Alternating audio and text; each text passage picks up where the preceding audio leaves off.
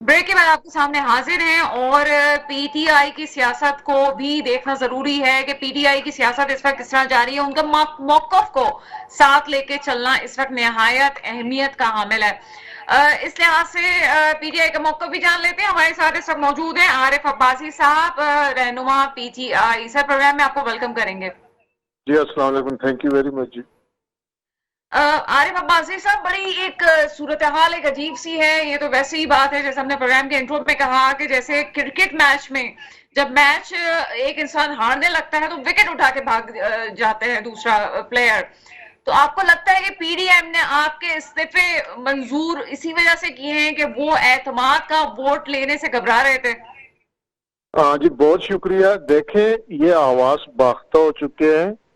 ये इनकी नाइली नाकामी अपनी जगह, लेकिन इस टाइम मुल्क जिस मुआशी तौर पे जिस तरह के हालात से गुजर रहा है और इंटरनेशनली जो हमारी जो पड़ोसियों के या हमारे जो बाकी लोग हैं जो पाकिस्तान को मुस्तहकम नहीं देखना चाहते, उनके साथ जो ताल्लुकात है, तो इस टाइम पाकिस्तान को एक ऐसी सेटअप की हुकूमत की जरूरत है जिसके पीछे 22 करोड़ आवाम खड़े नजर आए। अब ये लोग जिस तरह चोरों की तरह हर काम वो कर रहे हैं जिससे मजीद बिगाड़ पैदा हो रहा है। आप देख लें कि इस टाइम आपके फॉरेन रिजर्व 4 बिलियन के से नीचे आ गए हैं। आपकी एलपीज नहीं खुल रही, आपके पोर्ट पे जहाज लगे हुए हैं, डेमरेज ताजरों को पड़ रहा है और सामान की जरूरियात जिंदगी की चीजें शॉर्ट हो रही हैं। पेट्रोल हो सकता है अगले हफ्ते से पाकिस्तान में शॉर्ट होना शुरू हो जाए। होश के नाखून लिए इन्होंने अपनी चोरियां माफ करा ली, अपने केस खत्म करा लिए, नेब को मुर्दा घोड़ा बना दिया। अब इस मुल्क पे और इस मुल्क के अवाम पे रहम करें। ये कौन से बदले ले रहे हैं इस पाकिस्तान से और पाकिस्तान के अवाम से कि हर चीज बेचती जा रही है। स्टॉक एक्सचेंज का आज आपको पता ही होगा कि 1600 पॉइंट वो नीचे चली गई है, 40,000 पॉइंट से नीचे आ चुकी है। तो ये अब क्यों नहीं होश के नाखुन लेते? ये क्यों अपनी चोरी बचाने के लिए पूरी कौम को लेते की माजरत चाहती हूँ। साथ ही साथ ये सवाल भी तो उभरता है कि अगर दूसरी जमातें ये नहीं सोच रही कि पाकिस्तान के हक में क्या है, तो दूसरी जमातें कहती हैं पीटीआई नहीं सोच रही इस वक्त। अगर सियासी अदम इस्तेहकाम इसी तरह से रहा तो मुल्क की हालत मजीद खराब हो जाएगी। मैडम, मुझे तकरीबन 50 साल हो गए हैं सियासत में ऑलमोस्ट। मैं आपको एक चीज बताना चाहता हूँ कि जब भी मुल्क मुश्किल हालात में होता है ना, तो अपनी सियासत से, अपने सियासी मफादात से, अपने जाती मफादात से ऊपर उठ के लीडर फैसले करते हैं। इस वक्त पाकिस्तान के तमाम मसाइल का हल एक ऐसी हुकूमत में है जो कि अवाम की नुमाइंदा हो, जिसकी जड़ें अवाम में हो। आपके इंटरनेशनल मालियाती इदारे और इंटरनेशनल कम्युनिटी उस सूरत में आपके साथ खड़ी होगी, आपको हेल्प आउट करेगी जब उनको पता होगा कि इनके पीछे अवाम खड़े हैं, ये अवाम की नुमाइंदा हुकूमत है और ये अगले 5 साल रहेगी। इनके साथ क्यों कोई बात करेगा? इनका ट्रेड रिकॉर्ड आप देख लें, इनकी आप सलाहियतें देख लें, इनका रवैया देख लें। जिस तरह ये पागलों की तरह बिल्कुल आवाज बाख्ता हो गई है। ये 22 करोड़ का मुल्क है, ये एटॉमिक ताकत है, इसके साथ बहुत सारी दुनिया के मफादात भी जुड़े हुए हैं। जो स्ट्रेटेजिक पोजीशन हमारी जियोग्राफिक पोजीशन है, तो इस टाइम आप अपने राइट साइड पे देख लें, रशिया और जो जंग लगी हुई है, आपका दुश्मन आपके सर पे, दोनों सरहदें आपकी गैर महफूज हो चुकी हैं, अफगानिस्तान वाली भी और इंडिया वाली भी, और दोस्त ममालिक आपसे दूर जाते जा रहे हैं। तो ऐसे मौके पे अगर अवाम से मैंडेट न लिया गया तो खुदा ना खास्ता अल्लाह ना करे कोई बड़ा नुकसान न कर बैठेंगे। अच्छा आरिफ अब्बासी साहब, चूंकि प्रोग्राम अपने आखिरी मरहले पे आया है तो यकीनन तमाम लोगों से बल्दियाती इलेक्शन के हवाले से बात होगी। आप क्या समझते हैं आरिफ अब्बासी साहब, ये जो बल्दियाती इलेक्शन हुए इसमें हमें पीटीआई का कोई खास वोट बैंक कराची में नजर नहीं आ रहा है। ठीक है, आप लोगों ने सीटें ली हैं, लेकिन वो जो क्लीन स्वीप होने वाली बात की, मेयर इंशाल्लाह पीटीआई का आएगा, ये दावे कहाँ चले गए? नहीं, मैं आपको एक बात बताऊं, उसमें एक तो हम अपनी कमजोरी बिल्कुल एक्सेप्ट करते हैं। तंजीमी तौर पे हम शायद उस तरह ऑर्गेनाइज नहीं थे और उस तरह ग्राउंड लेवल पे शायद एफर्ट्स नहीं हो सकी बल्दियाती इलेक्शन में जिस तरह होनी चाहिए। उसकी बुनियादी वजह यह है कि हमारा जो बलदियाती इलेक्शन लड़ने का एक्सपीरियंस इतना नहीं है। पहली दफा हम कराची में बाज़ाब्ता तौर पर एज ए बड़ी जमात बलदियाती इलेक्शन के, हमारी कमियां कुताहियां अपनी जगह, लेकिन हम आप कराची में हैं, मैंने भी जिंदगी का बड़ा ऐसा कराची में गुजारा है। कराची में जिस तरह के इलेक्शन हुए हैं, आप समझिए कि वो उस मेयार पे पूरे उतरते हैं। आपका अमला, आपके लॉजिस्टिक सपोर्ट जो थी, सिक्योरिटी जो थी, फिर लोगों का रवैया जो था, तो मैं समझता हूँ उसमें एक पोर्शन हम अपनी गलती बिल्कुल खान साहब ने भी तस्लीम की है। दूसरी तरफ आप ये देखें क्या इलेक्शन कमीशन अपनी जिम्मेदारियां पूरी तरह अदा कर सके? क्या इंतजामिया का इन्फ्लुएंस इलेक्शन में नहीं था? क्या इलेक्शन में रिजल्ट नहीं? ग्राउंड की दानली छोड़ दें, प्री पोल दानली छोड़ दें, हल्का बंदियां छोड़ दें। एक तरफ 1 लाख आबादी पे और दूसरी तरफ 1 लाख पे 3 यूसी और एक तरफ 1 लाख पे 1 यूसी है, उसको प्री पोल दानली थी, उसको भी छोड़ दें। जो इलेक्शन के दिन दानली हुई है उसको भी छोड़ दें। जिस तरह लोग बैलेट पेपर की बुक उठा के भागे हैं और फिर उसको बक्से भरे गए, आफ्टर पोलिंग जो कुछ हुआ है वो आपके सामने नहीं है। फार्म 11, फार्म 12 मौजूद है, यूसी हम जीते हुए हैं और रिजल्ट में कोई और जीत रहा है, तो इसको आरिफ अब्बासी साहब, आप ये समझते हैं कि जानबूझ के किया गया है? बिल्कुल, ये देखो ये एक तारीख है, ये रवायती जमात है, मुस्लिम लीग हो गई और पीपल्स पार्टी हो गई, ये तो इलेक्शन को इन्होंने साइंस बना लिया है। ये दांधली में पीएचडी है, जिस तरह ये करप्शन में पीएचडी है, उस तरह दांधली में ये पीएचडी है। आपसे पूछना है, ठीक है, आपकी जमात के हवाले से बात होती है, लेकिन इस पे क्या कहेंगे कि अगर जमात इस्लामी जीतती है तो क्या जमात इस्लामी को जितवाया गया या जमात इस्लामी ने वो सीटें ली जो पीपल्स पार्टी की सीटें थी? नहीं, मेरी बात सुनो, Jamaat Islami grass root level की जमात है, उसका वर्कर आपको पता है कराची के गली मोहल्लों में एक वक्त तक कराची जमात के ही शहर होता था। हम उनके मैंडेट का एहतराम करते हैं, हम समझते हैं कि उन्होंने हमसे ज्यादा मेहनत की है, उनकी तंजीमी सलाहियत हमसे ज्यादा अच्छी थी, तो हम बिल्कुल जमात इस्लामी की मैंडेट को न चैलेंज कर रहे हैं न उन पर हम कोई धांधली का इल्जाम लगा रहे हैं। उनके साथ धांधली हुई है जैसे हमारे साथ हुई। अच्छा, तो इसलिए जमात इस्लामी के मैंडेट को हम तस्लीम करते हैं बिल्कुल। अच्छा, इसी वाले से राना गुलजार ताज साहब से भी बात करेंगे। राना गुलजार ताज साहब, क्या समझते हैं पीपल्स पार्टी पे इतना इल्जाम लग रहा है और बार बार इल्जाम तराशी की जा रही है कि आपकी पार्टी ने धांधली की है, क्या कहेंगे इस पे? देखिए जी, बात यह है कि जब इमरान खान साहब ने 20 सीटों में 18 सीटों में से 16 सीटें जीती थी, तो क्या इमरान खान ने भी धांधली कराई थी? जब कराची में इमरान खान जीते थे तो क्या इमरान खान ने भी धांधली कराई थी? उस वक्त भी सिंध में गवर्नमेंट हमारी ही थी। बात यह है कि ये अवाम ने मैंडेट दिया है और मैं ये कहता हूं कि हमें पाकिस्तान पीपुल्स पार्टी को मैंडेट हमारी सोच से कम मिला है, हमें तो इससे ज़्यादा मैंडेट मिलना चाहिए था। लेकिन बात यह है कि फिर भी हम दावा नहीं करते, हम तो तहरीक इंसाफ और आपका जितनी भी पॉलिटिकल पार्टीज़ हैं सबके मैंडेट को तस्लीम करते हैं, खुशाइन कहते हैं। और हमें एक अफसोस ये हुआ कि मुत्तहदा कौमी मूवमेंट पाकिस्तान ने इलेक्शन प्रोसेस से दूर रही, लेकिन उनको भी रहना चाहिए था। लेकिन चले, उनकी अपनी पॉलिसी है। और रही धांधली की बात, तो ये आज का ये रवैया नहीं है, ये हमेशा से धांधलियों के इल्जामात लगते रहते हैं, इसमें कोई सदाकत नहीं है। क्योंकि हमारे कराची के सदर सईद गनी साहब की यूनियन काउंसिल से उनके अपने छोटे भाई फरहान गनी हार गए। अगर धांधली करनी होती तो हम उनकी हार तस्लीम कैसे करते? तो ऐसी बात नहीं है, कहीं इक्का दुक्का अगर कहीं हुआ भी होगा तो वो अफसोसनाक अमल है, ऐसा होना नहीं चाहिए। लेकिन इलेक्शन में हमेशा ये इल्जामात लगते हैं, तो हमें इस पे कोई बुरा मानने की बात नहीं है। बात एहतसाब के अमल की। राना गुलजार ताज साहब, आप क्यों बुरा मानेंगे? बुरा तो उन लोगों को लगना चाहिए कि जिनके साथ कुछ गलत हुआ है। देखिए, बात यह है कि रही एहतसाब के अमल की बात, कि एहतसाब देखिए जो बात ये कर रहे हैं हर चोर चोर चोर, इन्होंने तो खैबर पख्तूनख्वा में एहतसाब का अमल ही बंद कर दिया, इन्होंने तो एहतसाब ब्यूरो को ही बंद कर दिया। तो क्या खैबर पख्तूनख्वा में चोरी नहीं हुई? मालम जब्बा केस कहाँ गया? परवेज खटक की इंक्वायरी कहाँ गई, बीआरडी मंसूबे की इंक्वायरी कहाँ गई, वो सब बंद हो गई।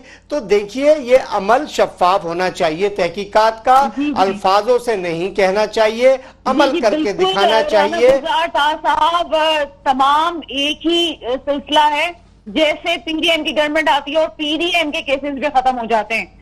राजा राशिद साहब देखिए जी बात यह है, मैं एक अल्फाज कह दूं फिर राजा साहब को, अमल शफाफ होना चाहिए, केसेस खत्म नहीं होने चाहिए, उनका मुकम्मल ट्रायल होना चाहिए और हमें इन सब चीजों को मंतकी अंजाम तक पहुंचाना चाहिए। ये शोर मचाने से मसाइल का हल नहीं है, ये कौम का कसीर पैसा खराब होता है, नैब का इदारा नहीं होना चाहिए। जब एफआईए मौजूद है, एंटी करप्शन मौजूद है और अदलिया मौजूद है, तमाम हमारे पास इदारे मौजूद हैं, तो नैब बनाकर उस इदारे को कौमी खजाने के ऊपर बोझ है, तो नेब नहीं होनी चाहिए। एफआईए से तहकीकात कराइए, एंटी करप्शन से तहकीकात कराइए, हमारे पास बेहतरीन अदालती निजाम मौजूद है, ये इदारे हैं, इन इदारों को हमें काम में लाना चाहिए। राजा राशिद साहब आपसे तो शायद पूरा प्रोग्राम करवाना चाहिए और मुझे लगता है कि राजा राशिद साहब को एक दफा अलग से बुला के ये तमाम सिनेरियो पे गुफ्तगू करना जरूरी है जो अभी सिनेरियो हुआ। लेकिन ओवरऑल क्या आप समझते हैं कि पीडीएम ने क्या आपका साथ नहीं दिया और जितनी जमातें थी आपके साथ जो है वो वादा वफा नहीं कर सकी, क्या कहते हैं? डॉक्टर साहब देखें, सबसे पहले जो भी कैंडिडेट्स चाहे वो पीपल्स पार्टी से हैं, पीटीआई से हैं, जमात इस्लामी से जीते हैं, सबको हम मुबारकबाद पेश करते हैं। दूसरी बात ये है कि जितने भी देखें, सबसे बड़ा मसला ये कराची का जो है वो पूरे पाकिस्तान का इलेक्शंस रिफॉर्म्स के हवाले से, शायद जितनी जंग जो है ये कुर्सी के लिए लड़ी जा रही है इलेक्शन रिफॉर्म्स के हवाले से की जाती, क्योंकि इलेक्शन ही वो ड्यू कोर्स ऑफ लॉ है जिसके ज़रिए लोग इलेक्ट होके चाहे वो सीटों पे लोकल गवर्नमेंट की या असेंबलियों में जाते हैं। सेकंड वन जो कराची के हवाले से जो इश्यूज हैं, आप देखें कि जो कराची की सेंसस का इशू है सबसे बड़ा जो मेगा इशू है, जिसमें तकरीबन 3 करोड़ की आबादी को 1 करोड़ 60 लाख शो किया गया और उसके ऊपर जो बड़ी ज्यादती की गई कराची के साथ, डीलिमिटेशन का जो इशू था उसमें तकरीबन 73 के करीब जो यूनियन काउंसिल्स हैं उनको जो है वो उनको इंक्लूड नहीं किया गया। वो 73 यूसीज जो हैं वो बननी थी, जिसको मुत्तहिदा कौम मूवमेंट पाकिस्तान ने फर्स्ट इंस्टेंस हाई कोर्ट में, सिंध हाई कोर्ट में चैलेंज किया और एस्टॉनिशिंगली ये पोजीशन है कि बाकी जो पॉलिटिकल पार्टीज हैं जो अभी कराची के अंदर इलेक्शन लड़ी, जिसमें पीपल्स पार्टी, जमात इस्लामी और पीटीआई की तरफ से हमारी जो पिटीशन थी हाई कोर्ट के अंदर डिलिमिटेशन के हवाले से, उसी को कॉपी पेस्ट करके और उसी हमारे जो आर्गूमेंट्स थे उन्हीं को अडॉप्ट किया गया। फिर हमने, क्योंकि जब हमारे सिंध हाई कोर्ट के डिसीजन के बाद हम सुप्रीम कोर्ट गए तो उसमें भी उन्होंने सेम जो प्रोसीजर था उसको फॉलो किया, हमारी जो पिटीशन को कॉपी पेस्ट और हमारे आर्गूमेंट्स को जो है वो अडॉप्ट किया गया। वजह ये थी, बात करने का मकसद ये है कि सिर्फ कराची के अंदर सिर्फ एमकेएम पाकिस्तान ने इसका जो लीगल फोरम है, प्रॉपर फोरम अडॉप्ट किया और इस लीगल इशू को सुप्रीम कोर्ट तक लेके गए और उसी के अंदर ये सारा टाइम कंज्यूम हुआ। ये नहीं था कि जैसे ये पब्लिकली लग रहा है कि हम इलेक्शन से 4 दिन पहले डिलिमिटेशन का इशू लेके हम बाइकआउट जो है एट लास्ट जो है वो हो गया, ऐसा नहीं था। ये शुरू से इसके ऊपर जो है जो टाइम कंज्यूम हुआ वो हाई कोर्ट की प्रोसीडिंग्स और सुप्रीम कोर्ट की प्रोसीडिंग्स तक हुआ और सुप्रीम कोर्ट से हमें ये कहा गया कि आप जो है वो, क्योंकि ये मैंडेट जो है लोकल गवर्नमेंट एक्ट के तहत ये प्रोविंशियल गवर्नमेंट का है, तो आप सिंध गवर्नमेंट से रुजू करें। एक सवाल बनता है आपसे, जी खुश हैं आप? जी बिल्कुल एग्जैक्ट। तो आपको लगता है ये आपका डिसीजन ठीक है वापस आने का? नहीं, अभी आप इसकी एमकेएम पाकिस्तान की बात करें? जी बिल्कुल जी, असल में बात यह देखें, हम तो अपनी जात से बालातर होके जो भी डिसीजन है in the best interest of public of Pakistan और खास तौर पे मुस्तफ़ा कमाल भाई की लीडरशिप के अंदर हम पीएसपी के अंदर काम कर रहे थे और उन्होंने जो भी डिसीजन लिया, पूरी पाक सरजमीन पार्टी एज इट इज अभी एमकेएम पाकिस्तान के तौर पे काम कर रही है। हमारे जितने भी लोग थे, राशिद साहब ये इल्जाम लगाया जा रहा है कि आप लोगों की कोई डील हुई है? नहीं डील हुई होती तो फिर हम इलेक्शन लड़ के आज हम हमारा हम आप ये बात कर रहे होते कि राजा राशिद साहब को मेयर बना रहे हैं, आज तो फिर ये बात हो रही होती ना। आप देखें ना, फिर हम तो डील हुई होती तो हम इस वक्त पावर में आते। डील होके हम 4 साल के लिए बाहर थोड़ी चले जाते मैच से। हम तो आप टेक्निकली देखें, मुत्तहिदा कौम मोमेंट पाकिस्तान जो है वो 4 साल के लिए स्टेडियम से हम आउट हो गए हैं लोकल गवर्नमेंट से। तो इतना बड़ा जो ये और स्टांस, और ये जो मैं आपको उसकी बता रहा था, ये जो प्रोसीडिंग्स, कोर्ट की प्रोसीडिंग्स थी, ये सिर्फ हमने इनिशिएट की। प्रैक्टिकली जो इसके ऊपर आवाज उठाई वो हमने उठाई। और उसके अलावा अगर हम भी इलेक्शन में चले जाते तो ये चीज, ये इशू जो है ये सारी जिंदगी के लिए, अभी देखें ये बिल्कुल दफन होके रह जाता। तो इसके ऊपर किसी ना किसी ने तो अपना स्टांस लाइव रखना है, इस बात को ठीक करना है। चले आज ना सही 4 साल बाद सही जब हम इलेक्शन लड़ेंगे, ये जो 73 यूसीज जो हैं जब ये बन जाएंगी तो आप देखेंगे कितना बड़ा तब्दीली, और इसका फायदा सबको होगा। ये नहीं है कि हमें होगा। आरिफ अब्बासी साहब आपकी तरफ आएंगे। आरिफ अब्बासी साहब क्या समझते हैं इस वक्त जो खासतौर पे एमक्यूएम की सियासत से बात करेंगे, आपको लगता है कि अगर यही सारी बातें थी और एमक्यूएम ने ठीक किया है एहतजाज करके और एहतजाजन दस्तबरदार होके, तो अगर यही मसला था तो पीटीआई को भी दस्तबरदार हो जाना चाहिए था, जमात इस्लामी को भी दस्तबरदार हो जाना चाहिए था। नहीं, अब एमक्यूएम को हम तो सियासी जमात उस तरह नहीं समझते। ये हमेशा कहीं और से लाइन लेते हैं और पता नहीं किसके कहने पे चलते हैं। उन्होंने अगर अपना बायकॉट किया तो अपना भरम रखा है। अगर वो इलेक्शन में आते तो उनकी कुली खुल जाती, लोगों को पता चल जाता है कि एमक्यूएम नाम की अब कोई जमात एग्जिस्ट नहीं करती पब्लिक में। तो उन्होंने तो अपनी इज्जत बचाई, अपना भरम रखा है। ना वो इलेक्शन लड़ना चाहते थे, ना उनकी तैयारी थी, ना उनके पास कैंडिडेट थे, ना उनके पास पोलिंग एजेंट थे। तो उन्होंने इसके अलावा उनके पास ऑप्शन ही क्या था। तो इसलिए एमक्यूएम के लिए तो अब उसमें कराची में बड़ी मुश्किल से जान छूटी थी उस कल्चर से जो 88-89 से लेके और 2015-16 तक रहा है। तो इसलिए हम समझते हैं कि एमक्यूएम नाउ इज हिस्ट्री। तो कराची की सियासत में एमक्यूएम एज ए जमात हम कहीं नहीं देख रहे हैं। उनमें कुछ जो अच्छे लोग हैं वो इधर उधर दूसरी जमात में, कोई हमारे साथ आ जाएंगे, कुछ जमात में इस्लामी में चले जाएंगे, कुछ पीपी में चले जाएंगे। एज ए जमात में कोई मुस्तकबिल नहीं देख रहा एमक्यूएम का कराची में। राना गुलजार ताज साहब, लोकल बॉडी इलेक्शंस में आपका अभी मेयर आने की तवक्का है, क्या समझते हैं किसका नाम अभी फाइनल हुआ है? कल तक तो हमें पता चला था कि जनाब मुर्तजा वहाब साहब का नाम सामने आ रहा है। देखिए जी, जो भी फैसला होगा मुत्तफ़िका तौर पे होगा, और बिल्कुल जो हमारे कोलिशन हैं उनको भी हम कोशिश कर रहे हैं कि वो हमारे साथ आए, मिले, और अभी देखें जो भी होता है। लेकिन कोशिश करेगी पाकिस्तान पीपल्स पार्टी कि एक मेयर जो बनाया जाए, एक सेंसिबल आदमी को बनाया जाए और कानून भी जानता हो, आवाम को भी जानता हो, आवामी मसाइल को भी जानता हो, ऐसे शख्स को मेयर चुना जाएगा। और पाकिस्तान पीपल्स पार्टी के पास ऐसे लोगों का एक ज़म्मे गफ़ीर है, ऐसी कोई बात नहीं है। और जो भी होगा आपके सामने होगा, ये कंसेंसस के साथ होगा और कौमी मफाद में होगा। इंशाल्लाह कराची की हालात तब्दील देखेंगे। और रहा सेंसस का मामला, बिल्कुल उसको भी दुरुस्त किया जाएगा और एमक्यूएम के दोस्तों को भी साथ रखा जाएगा और कराची के मामलात को सबको साथ रखकर साथ लेके चला जाएगा। पाकिस्तान पीपल्स पार्टी एक नजरियाती जमात है और कभी भी इख्तलाफात नहीं रखती किसी से भी। हमारे दरवाजे सबके लिए खुले हैं और हम सबको गले लगाएंगे और इंशाल्लाह शहर की तरक्की में अहम किरदार अदा करेगी पाकिस्तान पीपल्स पार्टी। जी राजा राशिद साहब, काफी गहरी नजर है तमाम मामला पे आपकी। ये बताइए कि किस पार्टी की तरफ दोनों का इलाक हो सकता है बलदियाती इलेक्शन में, जमात इस्लामी और पीपल्स पार्टी या जमात इस्लामी और पीटीआई? देखें जी, मैं तो ये समझता हूँ कि ये बहुत बेहतर होगा अगर पीपल्स पार्टी के साथ जो है अलायंस हो जाए जमात इस्लामी का।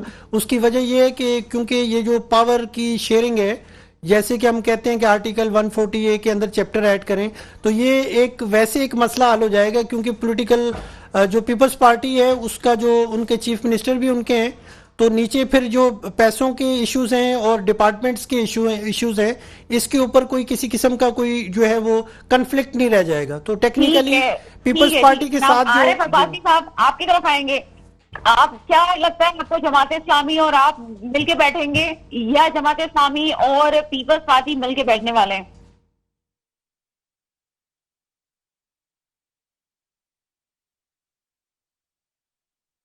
सूरत हाल है इस वक्त मुल्क की ओवरऑल, इस वक्त जो चीजें नजर आ रही हैं उसमें हम दुआ कर सकते हैं, और यही दुआ है, चाहे वो लोकल बॉडीज इलेक्शन हो, चाहे वो मुल्क में ओवरऑल जनरल इलेक्शन की बात हो।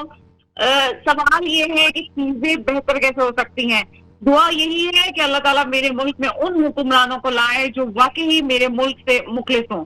इसके साथ ही प्रोग्राम का वक्त खत्म होता है, मुझे इजाजत दीजिएगा। खुदा हाफिज।